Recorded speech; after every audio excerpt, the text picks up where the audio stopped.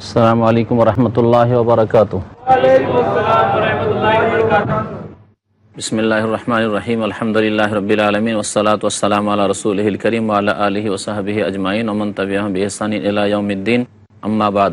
আল্লাহ পাক ইরশাদ করেছেন সূরা ইউসুফের আয়াত নম্বর 42, ওয়া ক্বালা লিল্লাযী যান্না আন্নাহু নাজিম মিনহু মাযকুরনি ইনদা রাব্বিক ফাআনসাহু আশ-শায়তানু যিকরা রাব্বিহি ফালাবিসা ফিস সিজনি বিদআ সিনিন। ইউসুফ আলাইহিস সালাম জেলে ছিলেন এবং তার সাথে দুই সঙ্গী যে ছিল তাদের একজন রেহাই পেল আর আরেকজনের ফাঁসি হয়ে গেল। যেই ব্যক্তি রেহাই পেল এবং সে স্বপ্ন দেখেছিল তাকে ইউসুফ আলাইহিস সালাম বললেন যে দেখো, আমার বিষয়টি তোমার যে মালিক রয়েছে অর্থাৎ যে বাদশাহ রয়েছে সেই বাদশার সামনে আলোচনা করবে যে আমি জেলে কেন, আমার সম্পর্কে যাতে করে চিন্তা ভাবনা করা হয়, বিচার বিবেচনা করা হয়। ওয়াকাল লিল্লাযী যান্না, ইউসুফ আলাইহিস সালাম বললেন ওই ব্যক্তিকে যেই ব্যক্তির ধারণা ছিল যে আন্নাহু নাজিম মিনহুমা, তাদের দুইজনের মধ্যে সে রেহাই পাবে। উযকুরনি ইনদা রাব্বিক, তোমার মনিবের কাছে আমার কথা আলোচনা করবে। কিন্তু জেল থেকে বেরিয়ে গিয়ে মনিবের সামনে অর্থাৎ মিশরের যে রাজা ছিল, যেই রাজার নাম ছিল তাফসীর কিতাবাতে রয়েছে রাইয়ান বিন ওয়ালিদ, তার সামনে আলোচনা করতে ভুলে গেল। ফাআনসাহু আশ-শায়তানু যিকরা রাব্বিহি, শয়তান তাকে ভুলিয়ে দিল তার মনিবের কাছে ইউসুফ আলাইহিস সালামের কথা উল্লেখ করতে, যার ফলে ফালাবিসা ফিস সিজনি বিদআ সিনিন, জেলে ইউসুফ আলাইহিস সালাম কয়েক বছর অবস্থান করলেন। মিশরের রাজা স্বপ্নে দেখেছিলেন, তিনি বললেন সেই স্বপ্নের কথা তার যে মন্ত্রী পরিষদ তাদের সামনে যে এই সম্পর্কে আমাকে পরামর্শ দাও এবং এই স্বপ্নের ব্যাখ্যা দাও। সেই যুগের যারা গণক ছিল তাদেরকে বলা হলো ইন্নী আরা সাবা বাকারাতিন সিমান, তিনি স্বপ্নে দেখেছিলেন যে আমি 7টি মোটা মোটা গাইকে, হিষ্টপুষ্ট গাভীকে দেখছি, ইয়াকুলুহুন্না সাবউন ইজাফ, জীর্ণ শীর্ণ 7 গাভীতে খেয়ে যাচ্ছে। ওয়া সাবআ সুম্বুলাতিন খুজর, আর সবুজ সতেজ 7টি শীষকে দেখছি। ও খারা ইয়াবিসাত, আর 7টি আরও শুকনো শীষকে আমি দেখতে পাচ্ছি। এই 2 রকমের তিনি স্বপ্ন দেখলেন। ইয়া আইয়ুহাল মালা, হে আমার সভাসদগণ, আফতুনি ফি রুয়ায়া, আমার এই স্বপ্ন সম্পর্কে আমাকে তোমরা জানাও। ইন কুনতুম লিরুয়া তা'বুরুন, যদি তোমরা স্বপ্নের বিবরণ দিতে পারো, ব্যাখ্যা দিতে পারো। কালু, তখন লোকেরা বলল, আদগাসু আহলাম, এই স্বপ্ন হচ্ছে অস্পষ্ট অর্থহীন স্বপ্ন। এসব হচ্ছে অর্থহীন স্বপ্ন, অর্থাৎ এমন স্বপ্ন যেগুলি খেয়ালে আসে আর যায়। দিনে হয়তো খেয়াল করেছিল আর সেগুলি কথা রাতে আসে, যার কোনো ব্যাখ্যা বিবরণ হয় না, এই বলে তারা উড়িয়ে দিল। ওমা নাহনু বিতাউইলিল আহলামি বিআলিমিন, আর আমরা স্বপ্নের ব্যাখ্যা সম্পর্কেও বেশি কিছু জানি না, আমাদের বেশি কিছু অভিজ্ঞতা নেই। ওয়াকাল আল্লাযী নাজা মিনহুমা ওয়াদ্দাকারা বাদা উম্মাহ আনা উনাব্বিউকুম বিতাউইলিহি ফারসিলুন, ওই ব্যক্তি যেই ব্যক্তি জেলে ইউসুফ আলাইহিস সালামের সাথে ছিল আর সেখান থেকে রেহাই পেয়ে রাজদরবারে গিয়েছিল, আর তাকে যে স্মরণ করাতে বলেছিলেন ইউসুফ আলাইহিস সালাম যে আমার কথা স্মরণ করিয়ে দিও একটু রাজাকে, যাতে তিনি এই ব্যাপারে বিবেক বিবেচনা করেন যে আমি কেন জেলে এইরকম পড়ে আছি। সে ভুলে গিয়েছিল, এই স্বপ্নের কথা শুনে হঠাৎ করে তার মনে হয়েছে। সেই ব্যক্তি বলে উঠল, ওই 2 জনের যেই ব্যক্তি মুক্তি পেয়েছিল, রেহাই পেয়েছিল, ওয়াদ্দাকারা বাদা উম্মা, দীর্ঘদিন পরে, বাদা উম্মা মানে এখানে হচ্ছে বাদা মুদ্দা, দীর্ঘদিন পরে সেই ব্যক্তির স্মরণ হয়েছিল যে আর ইউসুফ বলে একজন ভালো লোক তো জেলে ছিলেন এবং তিনি স্বপ্নের ভালো বিবরণ দিতে পারতেন। আমাদের 2 জনের স্বপ্ন সম্পর্কে যে বিবরণ দিয়েছেন তাই হয়েছে। আনা উনাব্বিকুম বিতাউইলিহি, আমি তোমাদেরকে এই স্বপ্নের বিবরণ বাতলে দেব। ফারসিলুন, তবে আমাকে তোমরা জেলে পাঠাও, জেলে যাওয়ার ব্যবস্থা করে দাও।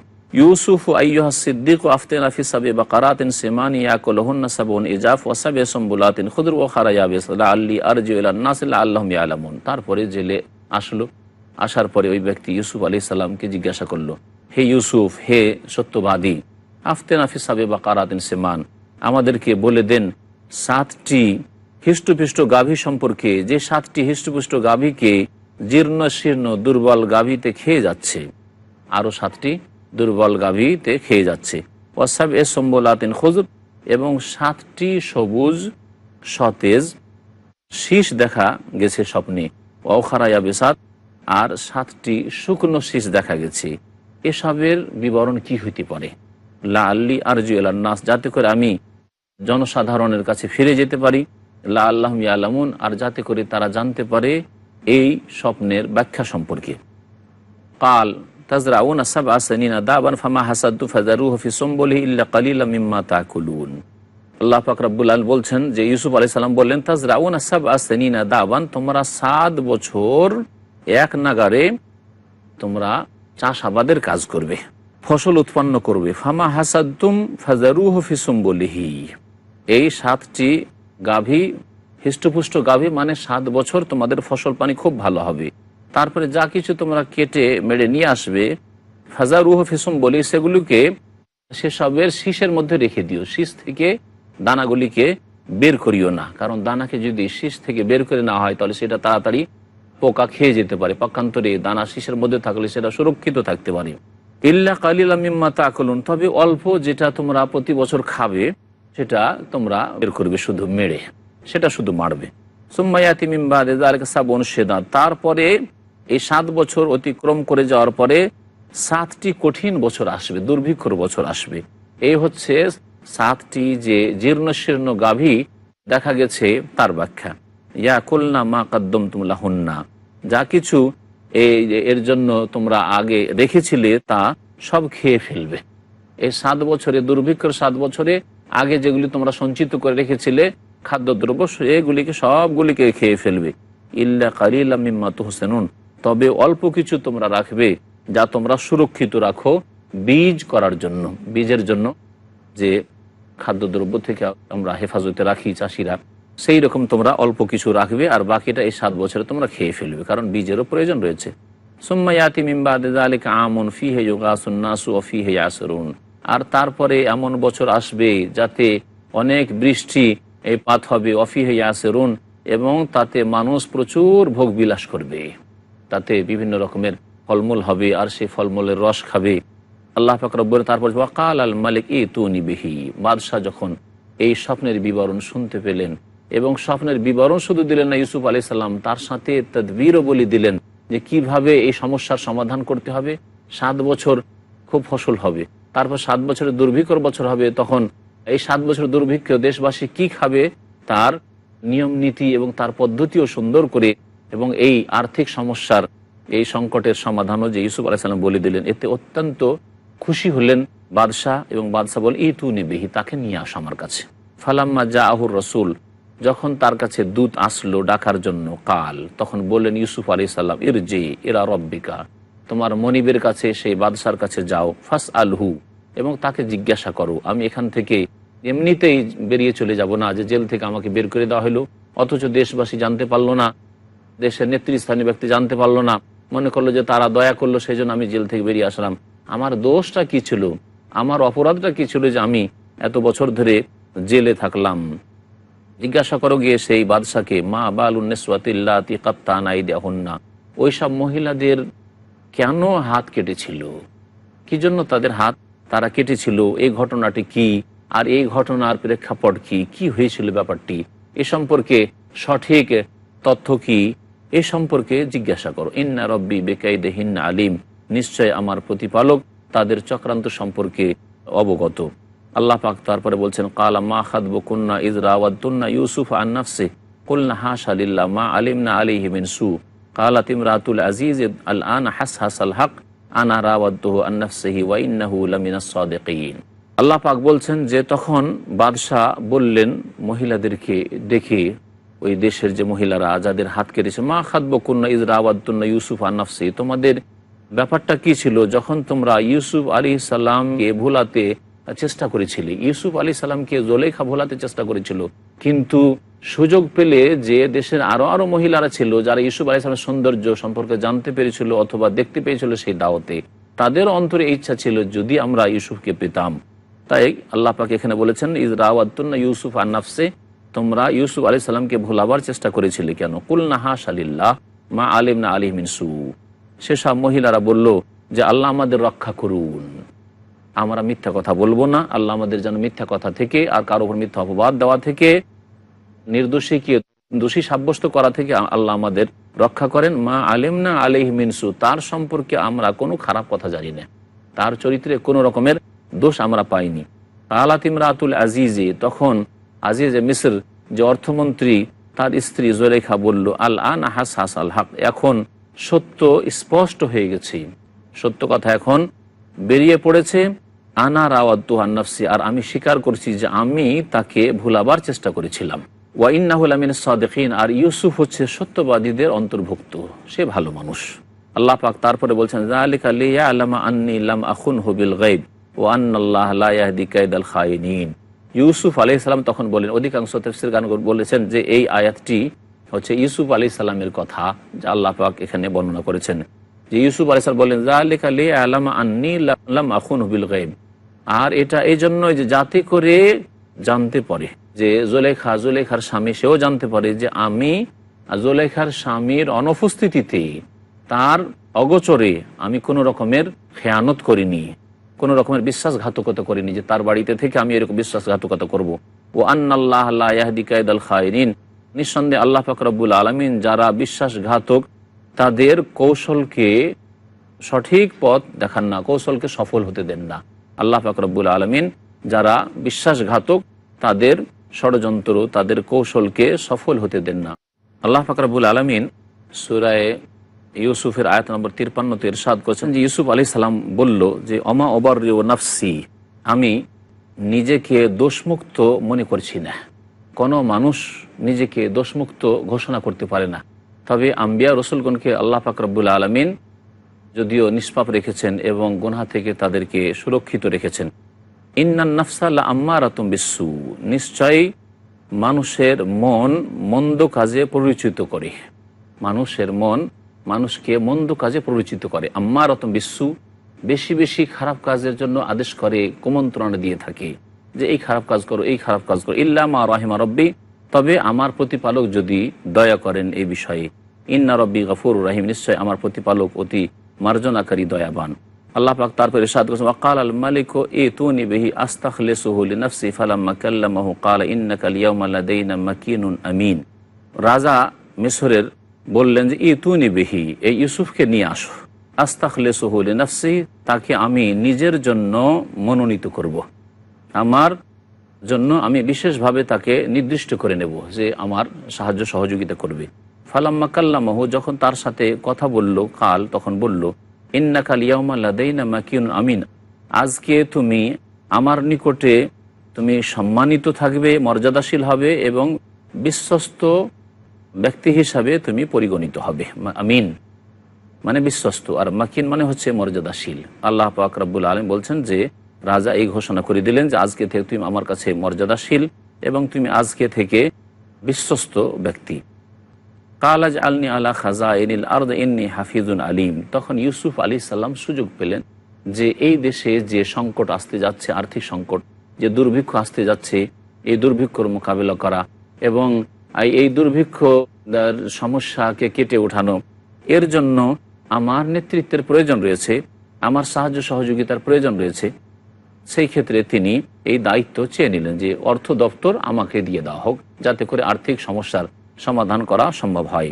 এর দ্বারা বোঝা যায় যে কোনো ব্যক্তি যদি নিজের মধ্যে যথেষ্ট যোগ্যতা দেখে কোনো বিষয়ের ব্যাপারে, আর অন্য যারা রয়েছে তারা ওই রকমের যোগ্য নয়, তাহলে নিজে থেকে কোনো ক্ষেত্রে নেতৃত্ব চেয়ে নিতে পারে।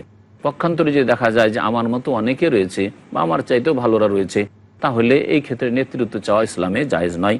নবী করিম সাল্লাল্লাহু আলাইহি ওয়াসাল্লাম শক্তভাবে নিষেধ করেছেন, লা তাসালিল ইমারা, তোমরা নেতৃত্ব চেয়ে নিও না। আর যদি নেতৃত্ব চেয়ে নাও তাহলে তোমাদেরকে তারে সুপুর্দ করে দেওয়া হবে, তোমাদেরকে আল্লাহ পাকের সাহায্য করা হবে না। আর যদি বিনা চাওয়াতে চাওনি, নিতে চাও না, তারপরে তোমাকে দিয়ে দেওয়া হয়, তাহলে আল্লাহ পাকের ওই ইনতা আলাইহা, এর ওপর আল্লাহ পাকের সাহায্য নেমে আসবে। আল্লাহ পাক বলছেন, ইউসুফ আলাইহিস সালাম বলেন, ইজআলনি আলা খাজাইনিল আরদি, আমাকে এই মিশরের ধনভাণ্ডারের দায়িত্ব দিয়ে দেন। মিশরের যে ধনভাণ্ডার রয়েছে, এই ধনভাণ্ডারের খাজাইনুল আরদ মানে খাজাইনুল আরদে মিসর, মিসরের ভূমির যে ধনভাণ্ডার রয়েছে এর আমাকে দায়িত্ব দিয়ে দেন। ইন্নী হাফিজুন আলিম, আমি এর উত্তম রক্ষক হব এবং যথেষ্ট জ্ঞানের অধিকারী, আমি জানি যে কিভাবে সমস্যার সমাধান করতে হবে। ওয়াকাযালিকা মাক্কান্না লিইউসুফা ফিল আরদ ইয়াতাবাওয়া মিনহা হাইসু ইয়াশা নসিবু বিরহমাতিনা মান নাশা ওয়া লা নুযি আজরাল মুহসিনিন। আল্লাহ পাক বলছেন, এইভাবে আমি ইউসুফ আলাইহিস সালামকে মিসরের ভূমিতে সুপ্রতিষ্ঠিত করলাম ইয়াতাবাওয়া মিন হাইসু ইয়াশা, যেখানে চাইতেন সেখানে তিনি স্থান গ্রহণ করতেন। নসিব বিরহমাতিন মান নাশা, আর আমার দয়া যাকে ইচ্ছা আমি দিয়ে ধন্য করে থাকি। ওয়ালা নুজি আজরাল মুহসিনিন, সৎকর্মশীলদের কর্মফলকে আমি বিনষ্ট করি না। আল্লাহ পাক ইরশাদ করেছেন, ওয়ালা আজরুল আখিরাতি খায়রুল লিল্লাযিনা আমানু ওয়া কানু ইয়াত্তাকুন, আর পরকালের যে পুরস্কার রয়েছে, মহাপুরস্কার, সেটা হচ্ছে মুমিনদের জন্য সবচাইতে উত্তম। ওয়া কানু ইয়াত্তাকুন, আর যারা সংযত ছিল। তাহলে মুমিন মুত্তাকি, যারা ইমানদার এবং সংযত পাপমুক্ত জীবনযাপন করে, তাদের জন্য পরকালে মহাপুরস্কার রয়েছে, সেটি তাদের জন্য বেশি কল্যাণকর। আল্লাহ পাক বলছেন, ওয়াজা ইখওয়াতু ইউসুফ ফাদাখালু আলাইহি ফাআরাফাহুম ওয়া হুম লাহু মুনকিরুন। ইউসুফ আলাইহিস সালাম নেতৃত্বে পৌঁছে গেলেন। ইউসুফ আলাইহিস সালাম অর্থ দপ্তর পেয়ে গেলেন মিশরের, এবং মিশরে দুর্ভিক্ষ নেমে আসলো। সেই দুর্ভিক্ষর যুগে মিশরে, পুরো মিশরে তো দুর্ভিক্ষ নেমে এসছে, এমনকি কেনান পর্যন্ত সেই দুর্ভিক্ষের প্রভাব পড়েছে। কেনানে, যেখানে ইয়াকুব আলাইহিস সালাম বসবাস করতেন, ইউসুফ আলাইহিস সালামের বাবা এবং তার ভাইয়েরা ছিল, সেখান থেকে তার ভাইয়েরা অভাবের তাড়নায় ছুটে এসেছে মিশরে। যে মিশরে জানি যে এক অর্থ মন্ত্রী এসেছে, যেই ব্যক্তি সমস্যার সমাধান দিচ্ছে এবং সেই ব্যক্তি মানুষকে খাবারের ব্যবস্থা দিচ্ছে। যা ইখওয়াতু ইউসুফা, তখন ইউসুফ আলাইহিস সালামের ভাইয়েরা এসে গেল সেখানে। ফাদাখালু আলাইহি, এবং তার কাছে প্রবেশ করলো। ইউসুফ আলাইহিস সালাম তাদেরকে চিনে গেলেন। ওয়া হুম লাহু মুনকিরুন, কিন্তু তারা তাকে চিনতে পারেনি। ওয়ালাম্মা জাহ্হাযাহুম বিজিহাযিহিম ক্বালা আতুনি বিআখিল লাকুম মিন আবিকুম, যখন তাদেরকে প্রস্তুত করে দিলেন দ্রব্য সামগ্রী, যা কিছু দেওয়ার দ্রব্য সামগ্রীর ব্যবস্থা তাদের করে দিলেন, তখন তাদেরকে বললেন, তুনি বিআখিল লাকুম, তোমাদের যে আর এক ভাই আছে বিনিয়ামিন, যেটা ছিলেন ইউসুফ আলাইহিস সালামের সহোদর ভাই, তাকে তোমরা এরপরে নিয়ে আসবে। আলা তারাউন, তোমরা কি দেখতে পেলে না, আন্নি উফিল কাইল, আমি পূর্ণ মাত্রায় মেপে দিচ্ছি বা দেব। ওয়া আনা খায়রুল মুনজিলিন, আর আমি কিভাবে তোমাদের উত্তম সেবক হয়ে তোমাদের সেবা করলাম। ও আনা খায়রুল মুনজিলিন, তোমাদের আতিথ্যের ভালো ব্যবস্থা করলাম এবং তোমাদেরকে পূর্ণ মাত্রায় কিভাবে আমি তোমাদের খাদ্যদ্রব্য দিলাম, দেখলে না। ফাইনলাম তাতুনু বিহি, তবে শুনে রাখো যে যদি ওই ভাইকে না নিয়ে আসো, ফালা কাইলা লাকুম ইনদি ওয়ালা তাকরাবুন, তাহলে আমার কাছ থেকে কোনো শস্য খাদ্যও পাবে না, তোমাদেরকে মাফ করে শস্য খাদ্যও দেব না।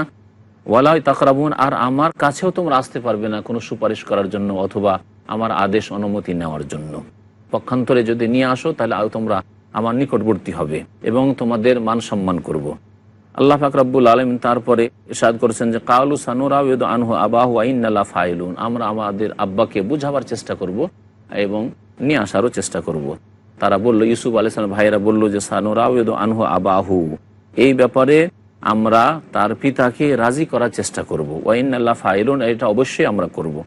ওয়াকাল আলী ফিতিয়ানিহি ইজআলু বিদাআতাহুম ফি রিহালিহিম লাআল্লাহুম ইয়ারিফুনাহা ইযা ইনকালাবু ইলা আহলিহিম লাআল্লাহুম ইয়ারজিউন। ইউসুফ আলাইহিস সালাম বললেন তার দরবারের চাকর নকরদেরকে যে ইজআলু বিদাআতাহুম ফি রিহালিহিম, তাদের যে মালপত্র রয়েছে সেই মালপত্রের মধ্যে, ফি রিহালিহিম, তাদের মালপত্রের মধ্যে পণ্য মূল্য দিয়ে দাও। যে পণ্য মূল্য পেশ করেছে, অর্থাৎ যে দাম দিয়েছে খাদ্যদ্রব্যের দামটাও তাদের যে মালপত্র রয়েছে সে মালপত্রের মধ্যে চুপিসারে ঢুকিয়ে দাও।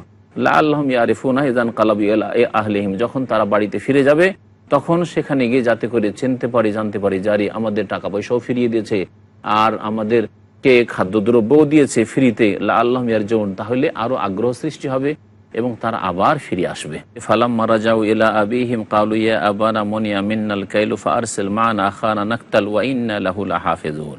ইউসুফ আলাইহিস সালামের ভাইয়েরা 10 জনে ফিরে আসলেন বাবার কাছে, ইয়াকুব আলাইহিস সালামের কাছে।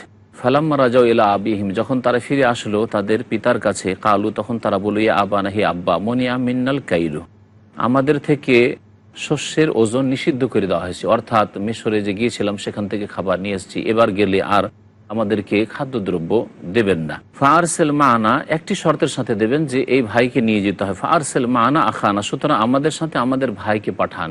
এই ভাইয়ের কথা আমরা বলেছি, এই ভাইকে যদি পাঠান তাহলে দেবে, আর না হলে দেবেন। নাকতাল, তাহলে আমরা আমাদের শস্যের বরাদ্দ পেতে পারি। ওয়া ইন্না লাহু লাহাফিজুন, আর আমরা তার সুরক্ষার ব্যবস্থা করব।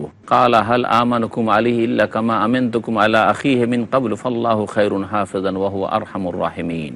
বললেন ইয়াকুব আলাইহিস সালাম যে তোমাদেরকে এর ব্যাপারে বিশ্বস্ত মনে করব, যেমনই বিশ্বস্ত মনে করেছিলাম তোমাদেরকে তার ভাই ইউসুফ সম্পর্কে এর পূর্বে, ওই রকমই বিশ্বাস করব তোমাদের উপর, তাছাড়া আর উপায় কি আছে। ফাল্লাহু খায়রুন হাফেজান, আল্লাহ পাক উত্তম হেফাজতকারী, সুরক্ষাকারী, ওয়া হুয়া আরহামুর রাহিমিন, এবং তিনি সমস্ত দয়াবানদের মধ্যে সর্বাধিক দয়াবান, সর্বশ্রেষ্ঠ দয়ালু তিনি। আল্লাহ পাক ইরশাদ করেছেন, ওয়ালাম্মা ফাতাহু মাতাআহুম ওয়াজাদু বিদাআতাহুম রুদ্দাত ইলাইহিম ক্বালু ইয়া আবানা মা নাবগি হাযিহি বিদাআতুনা রুদ্দাত ইলাইনা ওয়া নামিরু আহলানা ওয়া নাহফাযু আখানা ওয়া নাজদাদু কাইলা বাঈর যালিকা কাইলুন ইয়াসীর। তারপরে বাড়ি এসে যখন তাদের মাল সামানগুলিকে খুলল, বস্তা খুলল, ওয়ালাম্মা ফাতাহু মাতাআহুম, যখন তারা তাদের মালপত্র খুলল, ওয়াজাদু বিদাআতাহুম রুদ্দাত ইলাইহিম, দেখলো যে তাদের পণ্য মূল্য যা দিয়ে তারা সেই খাদ্যদ্রব্য খরিদ করেছিল তা তাদেরকে ফিরিয়ে দেওয়া হয়েছে, তাদের মাল সামানের মধ্যে ঢুকিয়ে দেওয়া হয়েছে।